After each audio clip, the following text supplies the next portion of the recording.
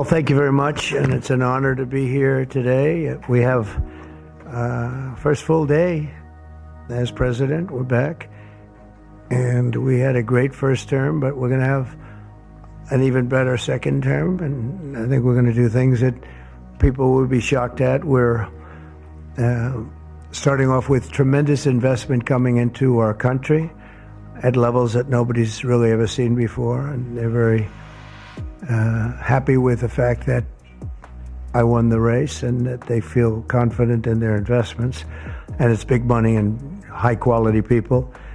So my first day back from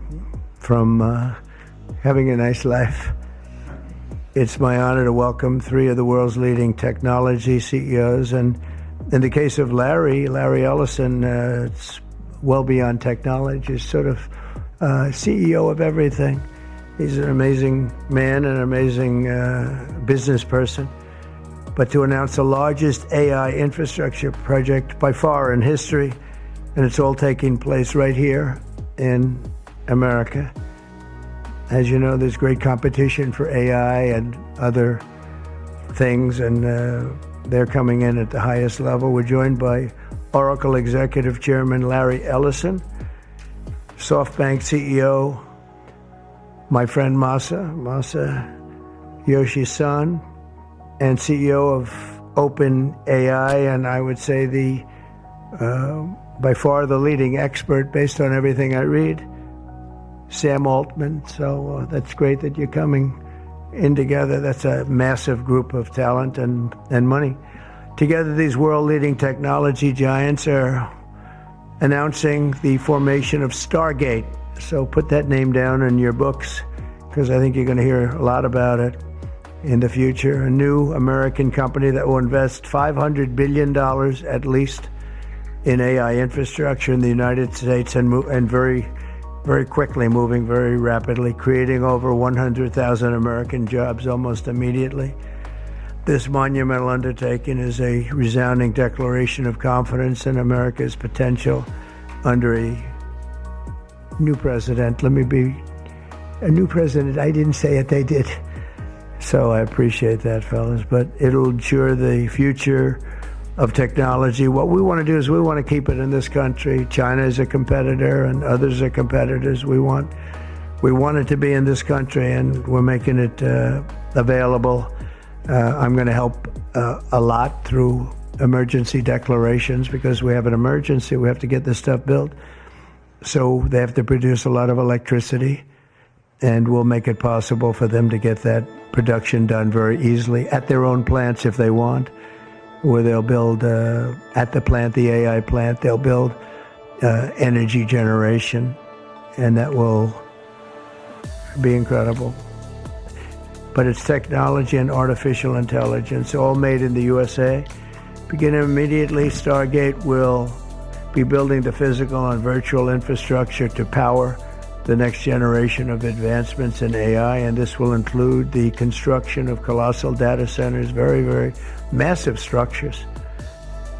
I was in the real estate business. These buildings, these are big, beautiful buildings. They're going to employ a lot of people. And physical campuses in locations currently being scouted nationwide. They're making their choices of locations. I think they have their choice.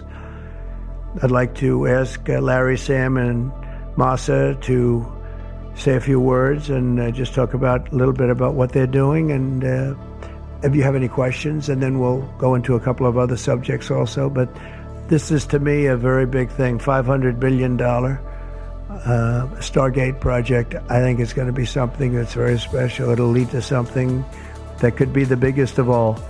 So, Larry, maybe we'll start with you and we'll go down the line. Thank you.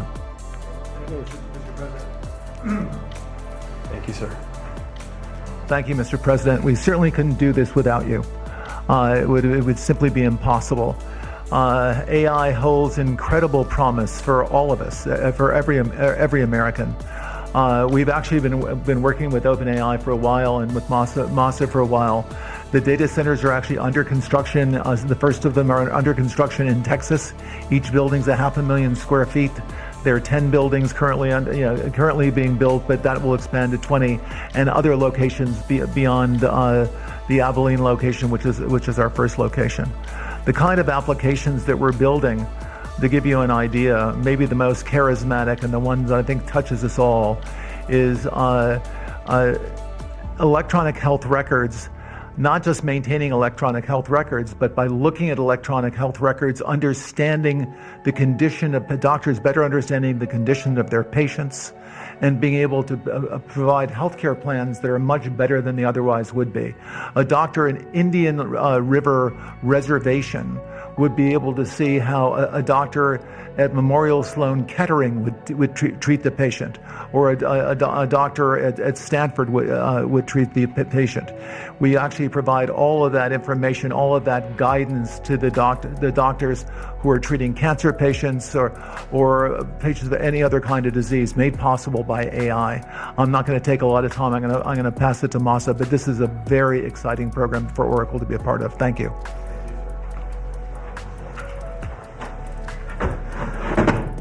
Thank you. That really helpful. That's good. That's great. I feel tall now. Thank you. Well, Mr. President, last month I came to celebrate your winning and promised that we will invest $100 billion. And you told me, oh, Masa, go for 200. Yeah. Now I came back with 500. Because this is as you said yesterday, this is the beginning of golden age of America. This is one great example, I think, right? We wouldn't have decided to do this. I think so. This is the beginning of golden age. We wouldn't have decided unless you won. And yesterday we agreed, we signed to make this happen. Great. Because of this thing. Very nice.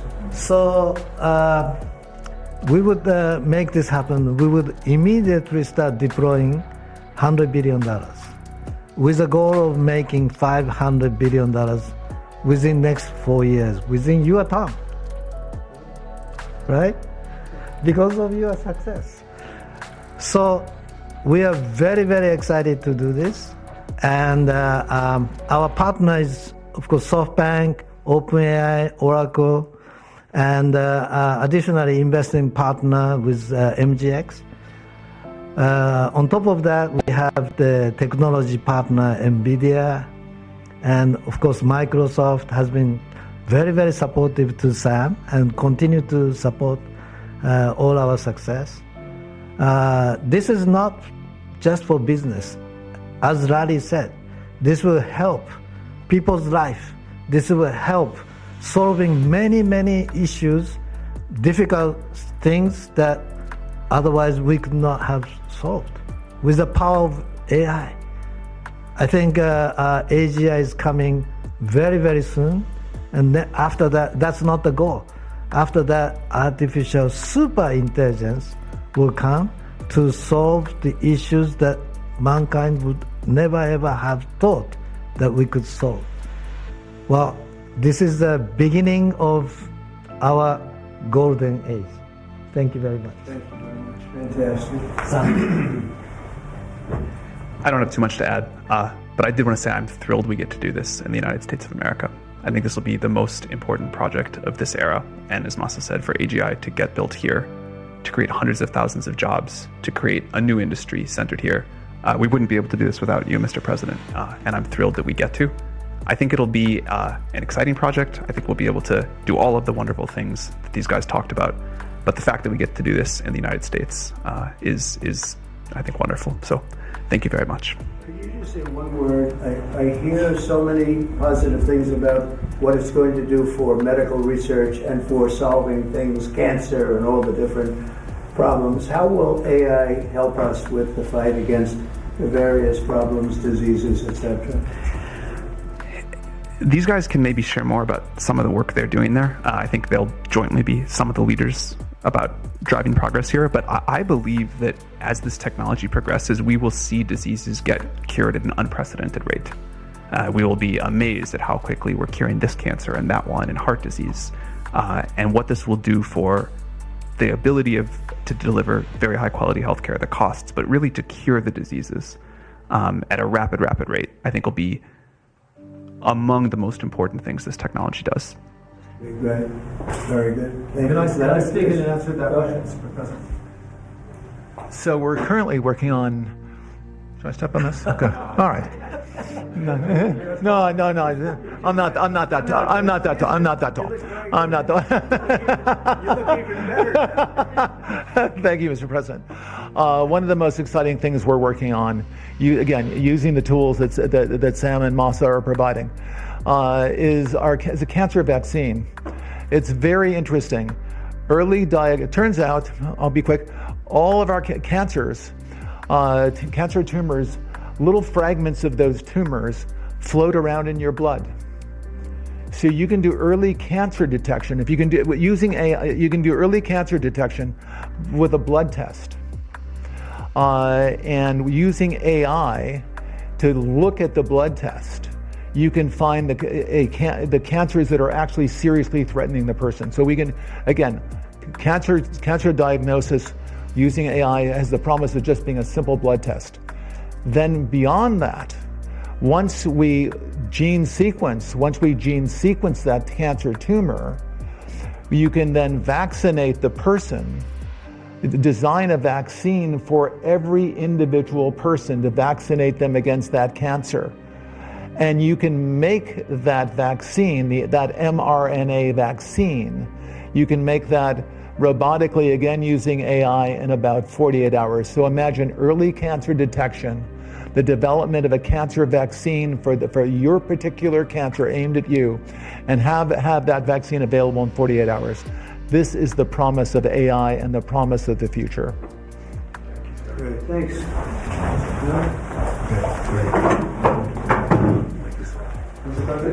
Questions? Yeah, just 1 second. We'll finish up. But these are highly respected guys. I was shocked with Larry because I don't even think Larry does this stuff.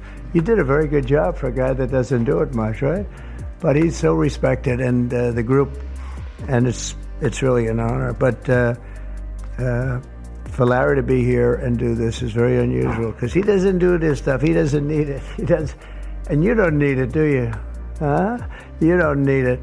But I think it's an honor to the country. It's a great honor that this group, these are the top people, that they're going to do it, and they're going to do it here, and we're going to make it as easy as it can be. A $500 million Stargate project comes in addition to a separate pledge between $100 and $200 billion from, as we know, from Masa, that we talked about before. Also $20 billion from DMAC, which was great. And we have many others that are coming. Some I just announced it. It's easier, but with some, I know them, and they're so highly respected, I'd rather do it this way. Many would like to do it this way, but we're letting the world know what's happening. This is money that normally would have gone to China or other countries, but in particular China. In total, before the end of my first full business day in Washington in the White House, we've already secured nearly $3 trillion of new investments in the United States, and probably that's going to be 6 or 7 by the end of the week. Tremendous amounts of money are coming in for many things other than even AI. AI seems to be very hot.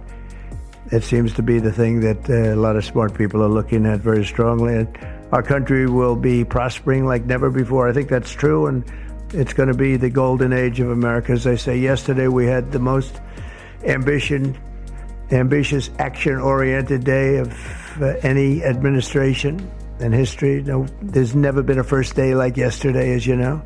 I signed a sweeping slate of executive orders to stop the invasion of our borders. I launched a government-wide effort to defeat inflation and bring down the cost of daily life and bring down the cost of energy, magnificently bring it down. And when energy comes down, Larry, I'd say generally speaking, when energy comes down, everything else comes down. The prices of food and the prices of everything else come down. Energy is that's the big baby. And we declared a national energy emergency to drill, baby, drill, our term that we use. We're going to drill, baby, drill like never before. We ended destructive DEI mandates across the federal government and returned our country to a merit-based system and a common sense system. As you know, the Supreme Court gave us a decision on merit, where things in this country can be based on merit now instead of a lot of different rules, regulations, and things that really put our country at a big disadvantage. We permanently stopped government censorship and restored free speech. That was signed yesterday. We renamed the Gulf of Mexico the Gulf of America. Sounds so beautiful, the Gulf of America. And returned the name of a great president, William McKinley, to Mount McKinley. They took off the name. And he was actually a great president. He was a very, very successful businessman. He ran for governor of Ohio. He won and did a great job as governor, ran for president, and he won. He was assassinated, ultimately, in his second term, unfortunately. But he was the tariff king, and I don't think he was as bad as I am. I think I believe in him even more than him, but he believed in him very strongly. And he raised massive amounts of money. Our country was at its richest from 1870 to 1913. We had the most. That was when we were the richest, relatively speaking. We were the richest during that period of time. That was tariffs from other countries. And our administration's moving with unprecedented urgency and speed to confront every single crisis facing us, and we'll get the job done.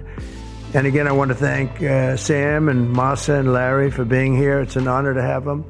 And we'll take a few questions if you want. Can I ask you about some of the executive orders? You would agree that it's never acceptable to assault a police officer, Sure. right? So then if I can, among those you pardoned, DJ Rodriguez, he drove a stun gun into the neck of a DC police officer who was abducted by the mob that day. He later confessed on video to the FBI and pleaded guilty for his crimes.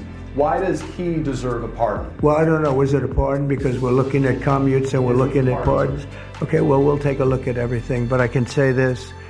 Murderers today are not even charged. You have murderers that aren't charged all over.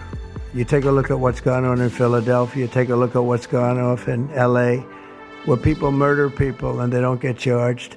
These people have already served years in prison, and they've served them viciously. It's a disgusting prison. It's been horrible. It's inhumane. It's been a terrible, terrible thing. I also say this, you go to Portland, where they wrapped police officers, shot police officers, nothing happened to anybody. You go to Seattle, where they took over a big chunk of the city and people died. Portland, a lot of people died. Wait a minute. And you go also, take a look at Minneapolis, because I was there and I watched it. And if I didn't bring in the National Guard, that city wouldn't even exist today. People were killed and nobody went to jail. So these people have already served a long period of time, and I made a decision to give a pardon. Joe Biden gave a pardon yesterday to a lot of criminals. These are criminals that he gave a pardon to, and you should be asking that question. Why did he give a pardon to all of these people that committed crimes? Why did he give a pardon to the J6 Unselect Committee when they burned and destroyed all documents which showed that they did what was wrong, not me? Wait a minute. Why did they give a pardon to all of his relatives, his brother who made millions of dollars, to all these different people? He gave pardons. That's the question you should be answering. All right, go ahead. Wait, yeah, sir, please. If I can I just follow up really? Steve, can I just follow up on that really fast? No. I That's just want to enough. ask Go them, ahead. because you said you will. Tell us about your meeting with Speaker Johnson, Senator Thune. Did you reach any conclusion on this one big Pretty much. I think we have a good Or- situation now. It's been in some ways made simpler by Los Angeles because they're going to need a lot of money. And generally speaking, I think you'll find that a lot of Democrats are going to be asking for help. So I think maybe that makes it more one-sided. I think we're going to do very well. Look, we're going to take care of Los Angeles. I'm going there. I'm going to North Carolina, which has been abandoned by the Democrats. And I'm going to North Carolina, very importantly, first. I'll be there on Friday. And then I'm going from there to Los Angeles. And then I'm going to Nevada. And I'm really going to Nevada to thank them for the vote, because we won Nevada overwhelmingly, and that's usually a Democrat vote. And I just want to go there to thank the people of Nevada for the big vote. So we'll be making that. Yeah, please. Mr. President, the leaders of the Proud Boys and the Oath Keepers were freed following the pardons yesterday. At the time, back in 2021, you urged them to stand back and stand by. Is there now a place for them in the political conversation? Well, we have to see they've been given a pardon. I thought their sentences were ridiculous and excessive. One of the guys took down a flag that was an anti-American flag, and he was given years in jail. I don't know the exact number, but he was given many years in jail. I thought it was very excessive. And at least the cases that we looked at, these were people that actually love our country, so we thought a pardon would be appropriate, yeah. Mr. President, is it also true in your conversations with Republicans today that you asked them to consider recess appointments for cabinet officials? I think, yeah, if it's needed. I don't think it's going to be needed. Marco, as you know, got passed overwhelmingly with 99-0, which is pretty amazing. Marco's going to do a great job, Secretary of State, but he just got, I guess he was the first one and just got approved. That's some vote, 99-0, and the nothing was a vote that he would have gotten if we wanted to do it. But you know whose vote that was, who's doing a great job right now as vice president. You also talk about some sort of a trade or a deal involving wildfire relief in extension for a debt. Well, what I really want to have done, I was talking about this with the guys back in the Oval Office. Los Angeles has massive amounts of water available to it. All they have to do is turn the valve, and that's the valve coming back from and down from the Pacific Northwest, where millions of gallons of water a week and a day, even in many cases, pours into California, goes all through California down to Los Angeles, and they turned it off. It's off now. The valve goes, it turns toward the Pacific Ocean, and all that water goes pouring into the Pacific Ocean. If they did what I told them to do, they wouldn't do it because politically they didn't think it was good. I think it's great politically. I think they're dead politically. What they've done, they've destroyed the city. What they've done to that city is unbelievable. The sprinklers, their sprinklers in there like these right here that you see, none of them had any water in them. They didn't have any water. The fire hydrants, 40% of them had no water. The brush was just dry. Everything was dry. The sprinklers on the lawn weren't allowed to even be used. So, you know, everything was dry, and it was an inferno. They created an inferno. So we're demanding that they turn the valve back toward Los Angeles right now. It's not even believable that they haven't done it. Just so you know, they have a valve, and it turns like, think of a sink, but multiply it times many thousands of times the size of it. It's massive. And you turn it back toward Los Angeles. Why aren't they doing it? They either have a death wish, they're stupid, or there's something else going on that we don't understand. But we want the water that they're throwing away to be used for California. And that includes the farmers of California. You know, when you drive up north, you see all of the land. I couldn't believe it. I was with Devin Nunes when he was a congressman and some other congressmen from the area, and we're driving up and we're on the highway, and I keep looking at these farms, and the land is bone dry, and then you'd see an acre, about an acre or 2 acres, with the most beautiful green plants growing in it, the most beautiful you've ever. It's rich stuff, and you look at the soil, and it's so rich. That soil is almost the equivalent to like Iowa soil. It's phenomenal. It's got no water. But the reason it has no water, I said, do you have a drought? No. I said, what do you mean you don't have a drought? Look at the thing, it's dry as a bone. The reason you have like an acre is because they say you can farm 1 acre, but no more, because they didn't want to waste water. But they throw the water into the Pacific Ocean. These people are crazy. So we're going to be issuing an executive order demanding that they immediately let that water come down through California. Farmers, even people living in Beverly Hills. Now, those people have been a lot of them are wiped out. Believe it or not, you know, they were having restrictions, Larry, you know about this. They wanted to restrict you to 38 gallons of water a day. That sounds like a lot, but it's not. When you're a rich person and you like to take a shower, 38 gallons doesn't last very long. And they have all this water, and it's really good water. Up high, Pacific Northwest, some comes in from Canada. a nice country, by the way, comes in from Canada, and it comes all the way through California, and they're restricting it. You even have the half pipes, the half pipes, the cut pipes, big ones, bigger than this room, and they're going all the way down, and they're bone dry, and they could be loaded up with water. But isn't it incredible that they don't do it? And it's to protect the Delta smelt. It's a fish that's doing poorly anyway. But I said, how are you protecting the Delta smelt by not giving it water? It's a fish. It needs water. Nobody can answer that question. Can I ask you about your vice president? Mr. President. Well, let me do this first. Are you open to Elon buying TikTok? Say it. Are you open to Elon buying TikTok? I would be if he wanted to buy it. Have you discussed it with Larry Ellison? I'd like Larry to buy it too. I have the right to make a deal. So the deal I'm thinking about, Larry, let's negotiate in front of the media. The deal, I think, is this, and I've met with owners of TikTok, the big owners. It's worthless if it doesn't get a permit. It's not like, oh, you can take the U.S. The whole thing is worthless. With a permit, it's worth like $1 trillion.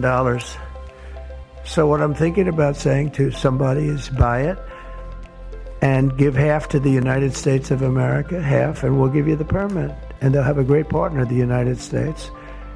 And they'll have something that's actually more valuable because they have the ultimate partner, and the United States will make it very worthwhile for them in terms of the permits and everything else. But so think of it, you have an asset that has no value or has $1 trillion value. It all depends on whether or not the United States gives the permit. So what I'm saying is let the United States give the permit, and the United States should get half. Sounds reasonable. What do you think? Sounds like a good deal to me, Mr. President. Mr. President, you're a president who has long said that you back the blue, but aren't you sending the message that assaulting officers is okay with these pardons? No, the opposite. In fact, How is it the opposite? I'm going to be letting 2 officers from Washington Police, D.C. I believe they're from D.C., but I just approved it. They were arrested, put in jail for 5 years because they went after an illegal, and I guess something happened where something went wrong. And they arrested the 2 officers and put them in jail for going after a criminal, a rough criminal, by the way. And I'm actually releasing. No, I am the friend of police. More than any president that's ever been in this office. More than 400 of the people that you pardoned, though, assaulted officers. So I want to ask you about the Vice President, J.D. Vance. He said, this is a week ago, he said, if you committed violence on January 6th, obviously you should not be pardoned. Why is your Vice President wrong? Well, only for one reason. They've served years in jail. They should not have served. 18, 12, 20 years. They've served years in jail. And murderers don't even go to jail in this country. And we had 1,500. We have 16 under review. As you know, we commuted about 16 of them because it looks like they could have done things that were not acceptable for a full pardon. But these people have served years of jail. Their lives have been ruined. And in many cases, listen to me for a second. Yes. Stop interrupting. I apologize. They served years in jail. And if you look at the American public is tired of it. Take a look at the election. Just look at the numbers on the election. We won this election in a landslide because the American public is tired of people like you that are just one-sided, horrible people in terms of crime. You don't talk about all the people that have been killed and what happens to those murderers. Murderers get no time. You take a look at some of these DAs. They go after political opponents, but they don't go after people that shoot people in the street. They're caught. They know where they're living, know everything. They don't even go up to pick them up anymore. They just let them live there. They know all about it. They have their pictures. They have the tape of the shooting, and they don't even go up and you're talking about this. No, we pardoned people that were treated unbelievably poorly. In the history of our country, there's never been anything take place like this. They're still looking for them, but they're not looking for the murderers, the people that are killing everybody. We are, though, and we're getting them out of the country. We just started that. We're getting them out of the country, and they're going to be gotten out of the country fast. They came in illegally from jails and from prisons. They killed many people. Some of them killed many people. About 50% of them killed more than one person. They were released into our country. That's what we're focused on, not the kind of nonsense you're talking about. You've called for a ceasefire in Ukraine. If Vladimir Putin doesn't come to the table to negotiate with you, will you put additional sanctions on Russia? Sounds likely. And do you think that the war should be frozen currently along The with war the should have never guidelines? started. If you had a competent president, which you didn't, the war wouldn't have happened. The war in Ukraine would have never happened if I were president. But that couldn't happen because the election was rigged. Yeah, go ahead. Mr. President, there's been some debate within your orbit over whether or not to keep or eliminate H-1B visas. What's your position on that? Do you want to keep H-1Bs or do you want to get rid of them? I like both sides of the argument, but I also like very competent people coming into our country, even if that involves them training and helping other people that may not have the qualifications they do. But I don't want to stop. And I'm not just talking about engineers. I'm talking about people at all levels. We want competent people coming into our country. And HB1, I know the program very well. I use the program. Maitre d's, wine, experts, even waiters, high quality waiters. You got to get the best people. Now, then you go into people like Larry, and he needs engineers, and Massa needs, and this gentleman needs engineers like nobody's ever needed engineers, right? So we have to have the quality people coming in. Now, by doing that, we're expanding businesses, and that takes care of everybody. So I'm sort of on both sides of the argument, but what I really do feel is that we have to let really competent people, great people come into our country, and we do that through the H-1 program. To impose tariffs on Canada and Mexico in an effort to force negotiations sooner on USMCA? No, it's really not on USMCA. It has nothing to do with that. They've allowed, both of them, Canada very much so. They've allowed millions and millions of people to come into our country that shouldn't be here. They could have stopped them, and they didn't. And they've killed 300,000 people last year, my opinion, have been destroyed by drugs, by fentanyl. The fentanyl coming through Canada is massive. The fentanyl coming through Mexico is massive. And people are getting killed, and families are being destroyed. I mean, the son gets killed, and the family is a basket case for the rest of their lives. I mean, I've seen mothers that thought they'd heal. They never heal. They say it gets worse with time. It gets worse with time. They lose their boy, they lose their baby, they lose their young daughter to fentanyl poisoning. And I had that talk with President Xi the other day, too, of China. I said, we don't want that crap in our country. We got to stop it. I would have stopped it. I had a deal with him where he was going to give the maximum penalty, which in China is the death penalty for drug dealing. And he was all said he was going to give the maximum penalty to fentanyl dealers. If they send to the United States, they were going to get the death penalty. And of course, Biden didn't pick that up. I had that deal all done. It was all wrapped up. We were going to have it done. And then the election went, let's put it nicely, didn't go the proper way. I'm trying to be nice about it. It was rigged. And we had an incompetent president elected, and he never followed up on that deal. But he should have followed up, because if they got the death penalty, they wouldn't be sending fentanyl to Mexico, Canada, and other places. We're thinking about that too. We're talking about a tariff of 10% on China based on the fact that they're sending fentanyl to Mexico and Canada. How soon on those tariffs? Probably February 1st is the date we're looking at. For Mexico and China, we're talking about approximately 25%. Date on the Gaza. We're thinking about going to the Middle East, not yet. We have a thing called the hostages are coming back going on right now, and they are coming back. Some of them have been very damaged. You look at the young lady with her hand practically blown off. You know how that happened, right? Did you know how that happened? When you find out, you're not going to be too happy because it was terrible. But the hostages are starting to come back. If I weren't here, they wouldn't be back ever. They would have never come back. They would have all died. If this were done a year earlier, if Biden would have done this deal a year and a half, 2 years ago, or frankly, It should have never happened. October 7th should have never happened. Nobody should be dead.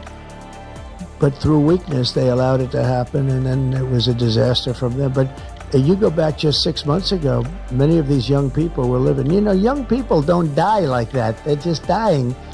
And young people aren't dying at 22 and 23 years old. They don't die. But now they're dying, and you wonder why they're dying. They're being killed, and they have been killed. But they say 6 months ago, you would have had 11 more living hostages. Think of that. 6 months ago. But Biden couldn't get it done, and it was only the imposition that I put on as a deadline that got it done. But it's a very sad situation. It should have never happened. I'll tell you, 2 things should have never happened. 3 things. Inflation should have never happened. It would have never happened except for what they did to energy and their crazy spending. And Ukraine would have never happened. Never. By the way, Russia never would have gone into Ukraine. I had a very strong understanding with Putin that it would have never, ever happened. He disrespected Biden.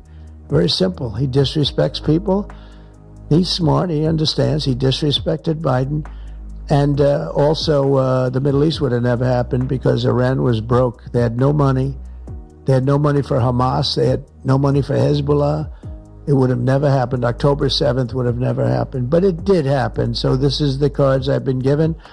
And we're getting the hostages back. That would have never happened under Biden. They would have never come back. They were just dying not that slowly. They were dying or being killed. But that was what was happening. So are you going to keep sending weapons to Ukraine, or are you going to turn off the tap soon? Well, we're looking at that. We're talking to Zelensky. We're going to be talking with President Putin very soon.